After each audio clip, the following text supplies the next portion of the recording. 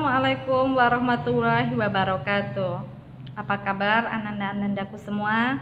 Semoga kita semua dalam keadaan sehat walafiat dan dijauhkan dari segala macam wabah atau penyakit yang saat ini sedang melanda dunia ini. Bertemu kembali dengan Ibu Evi Lutiawati. Ibu mengajar mata pelajaran Sejarah Kebudayaan Islam. Sebelum memulai pelajaran kita pada hari ini, marilah bersama kita berdoa agar pelajaran kita ini memberikan manfaat bagi kita serta dapat memberikan keberkahan dalam hidup kita. Amin. Kita mulai bab 1, upaya Nabi Muhammad SAW dalam membina masyarakat Madinah. Berikut ini kompetensi dasar dari pelajaran kita. Cukup dibaca saja.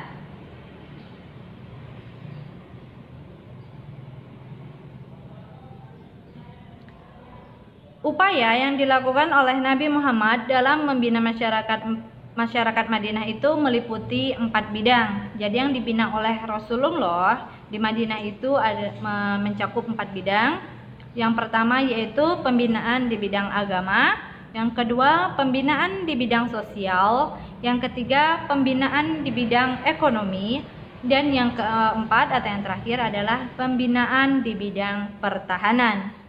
Bagaimanakah Rasulullah melakukan pembinaan di 4 bidang tersebut dalam masyarakat Madinah?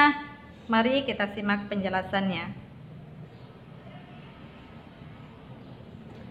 Yang pertama yaitu pembinaan di bidang agama memiliki 2 poin.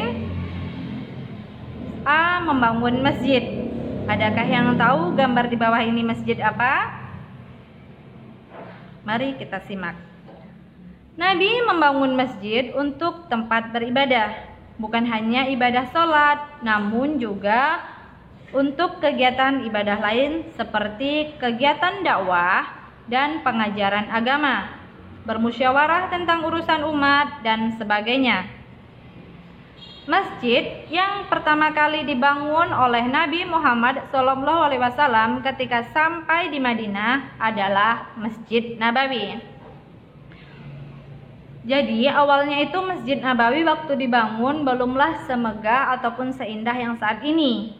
Awalnya Nabi Muhammad dan para sahabat membangun Masjid Nabawi. Tiangnya hanya menggunakan pohon kurma, sedangkan atapnya hanya menggunakan pelepah dan daun kurma. Lantainya saja masih berlantai tanah yang dicampur dengan batu atau kerikil.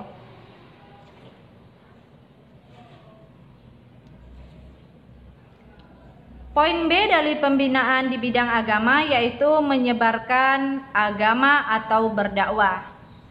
Tujuan Nabi Muhammad hijrah dari Mekah ke Yastrib atau ke Madinah adalah untuk berdakwah.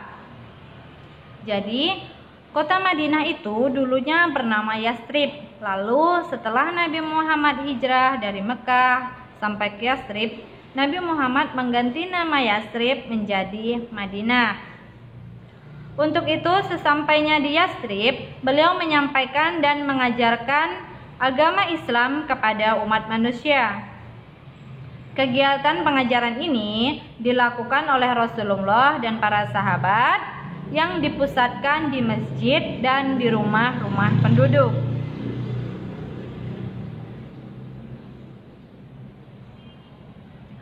Kita masuki pembinaan yang kedua yaitu pembinaan di bidang sosial.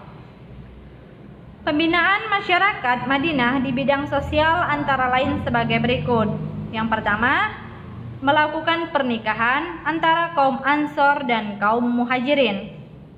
Anandaku semua, adakah yang sudah tahu apa itu kaum Ansor dan apa itu kaum Muhajirin? Ikuti terus ya. B. Berdakwah yang dihadiri oleh kaum Ansor dan kaum Muhajirin dalam satu tempat. C. Berbuat adil dan tidak membedakan status sosial seseorang. Jadi, Nabi Muhammad dalam mendakwahkan agama Islam tidak membedakan status sosial seseorang, tidak memandang apakah orang itu kaya ataupun tidak, apakah orang itu berharta atau orang itu sederhana. Bahkan Nabi Muhammad tetap mendakwakan ajaran Islam kepada budak. Jadi tidak membedakan, oh itu kaya, itu miskin, itu seorang budak ataupun itu bukan. Nabi Muhammad merangkul semua kalangan. Yang D, melibatkan kaum muhajirin dan kaum ansor dalam membangun masjid. Seperti yang kita ketahui, setelah sampai di Madinah, Nabi Muhammad yang pertama kali dilakukannya adalah membangun masjid. Jadi dalam membangun masjid ini, Nabi mengikut sertakan kaum muhajirin dan kaum ansor dalam membangun Masjid Nabawi tersebut.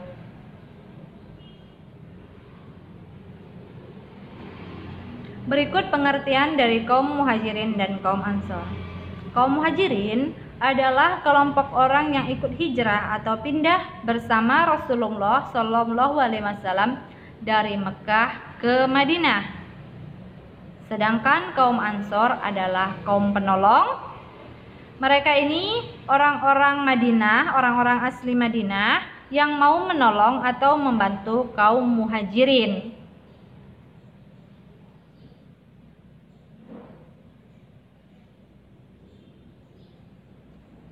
Kita masuk yang ketiga, yaitu pembinaan di bidang ekonomi. Di bidang ekonomi, Nabi Muhammad SAW melakukan pertukaran dan ilmu keahlian para penduduk. Sebagai contoh, kaum muhajirin memiliki keahlian berdagang, sedangkan kaum ansor memiliki keahlian bercocok tanam. Mereka ini saling bertukar ilmu dan bekerja sama dalam melaksanakan pekerjaan.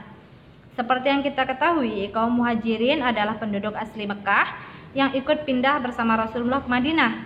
Jadi orang-orang Mekah ini mereka pandai dalam berdagang. Sedangkan kaum ansor adalah penduduk asli Madinah, di mana Madinah ini adalah beberapa wilayah yang subur dan penduduknya pandai bercocok tanam. Jadi di bidang ekonomi, Nabi Muhammad mengajarkan agar kaum muhajirin dan kaum ansor untuk saling tolong menolong, bertukar ilmu dan keahlian supaya memudahkan mereka dalam melaksanakan pekerjaan. Yang terakhir yaitu pembinaan di bidang pertahanan. Untuk menjaga keamanan kota Madinah, Rasulullah membuat perjanjian antara kaum muslimin dan kaum Yahudi. Berikut isi perjanjiannya. 1. Mempunyai hak bersama untuk menjalankan agama masing-masing dan saling menghormati di antara mereka. 2. Wajib tolong-menolong untuk melawan siapa saja yang memerangi mereka. 3. Wajib saling menasehati dan melaksanakan kebaikan-kebaikan dan keuntungan bersama. 4. Wajib menghormati kota Madinah.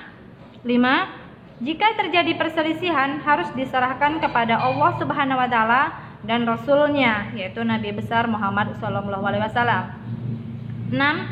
Semua penduduk Madinah wajib dilindungi, baik yang berada di dalam kota Madinah maupun yang sedang berada di luar kota Madinah.